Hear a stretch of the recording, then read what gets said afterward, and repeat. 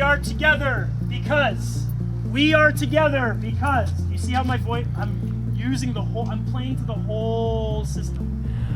My name is Kevin Jesuino. I am an interdisciplinary performance artist. I have come up through theater, dance, performance art. I'm curious about site-specific work and also very curious about how nature provides us resources for creating composition, if you will, or dance composition or movement composition, where the earth and the elements of the earth sort of become embodied in our bodies and how we can express that and give it voice. And that's sort of what we've been curious about in this piece called Divides.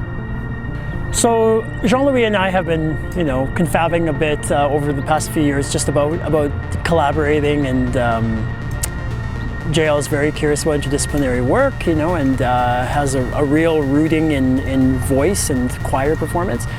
I come more from maybe the movement side of stuff, so we were talking about that, and we had similar curiosities about sort of the state of the world and different divides that are now keeping us sort of separated from each other. There's a social divide, there's an ecological divide.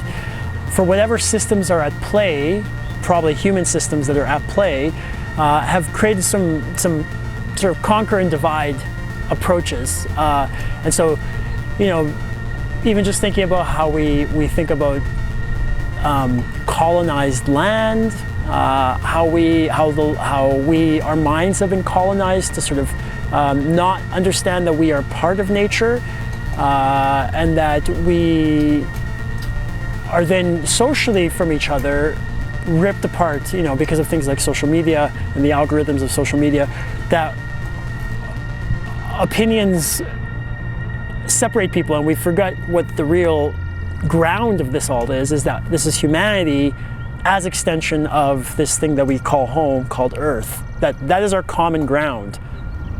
As we started playing with this, vocally and inspired by nature, I came with the group, and the group really started to generate a lot in the devising approach. I sort of gave them containers to play in, and they came up with a lot of the content. And then from there, it was up to JL and I to sort of edit and compose into section and sequences. And that's how we came to this still work in progress, because I think that an agreement that JL and I have is that this work really isn't ever done. It's kind of always growing, just like nature. And so we're curious about what this installment looks like, and then revisiting this as we keep growing and moving towards maybe, say, winter. What would this look like in winter? But certainly there were moments in our rehearsal process where people were really vulnerable and like put their hearts fully on the line to talk about when they have felt the divide, when they have been removed from Earth, when they've had to say goodbye to something and have to adapt. It's not, everyone's had those moments, right? And I think that's in that collective grief, that collective understanding, where the empathy is just like magnified and a lesson can be learned, right? That if I can see that your story is close to my story, we help each other move through our stories, right? Even though we're strangers. So today we're at the Union Cemetery Vigil, that is part of a larger programming put on by Casa Mexico under their Celebrating Life festivities. From what I understand, it's a celebration, it's a series of events that are sort of trying to not just look at like what we've lost post-COVID, but also what we should be celebrating in terms of our lives and our connection to Earth and our relationships with each other. And so there's been previous iterations of the Union Cemetery Vigil that was previously produced by other people, but I think this time it's been incorporated into the larger festivities of Casa Mexico. And so our piece, integrated into the a vigil sort of setting makes it's almost like we're trying to mourn divides, trying to mourn and trying to let go of those divides that we've been experiencing for the past decade or more, and see what happens when we think about life as something that we all commonly have, right? That we life and death is the only constant, right, for all of us. So, you know, in the context of this festival, I think this piece is quite poetic, really. I've never worked with a choir before, so I took this as quite an interesting challenge.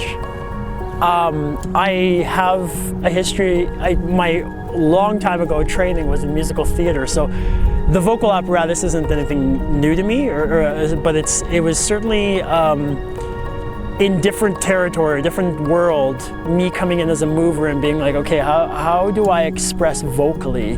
But I thought that was a really interesting partnership, just because the body needs to feel and then it vocally expresses.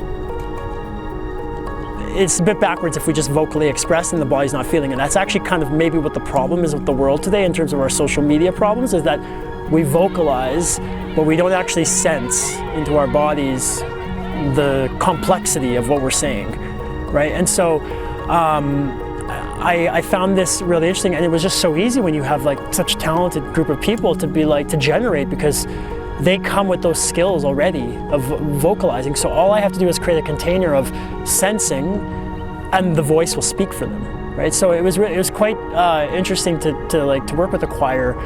Also with the added challenge that we didn't want to come into this going, well, here's like pre-written scores that have been like, you know, compositions that have been made 100 years ago or 50 years ago or even last year by someone else outside of this collaboration, and we're just going to put on this showcase of songs, right? That's not how we wanted to approach this. We really wanted to be like, what is the earth wanting us to speak right now?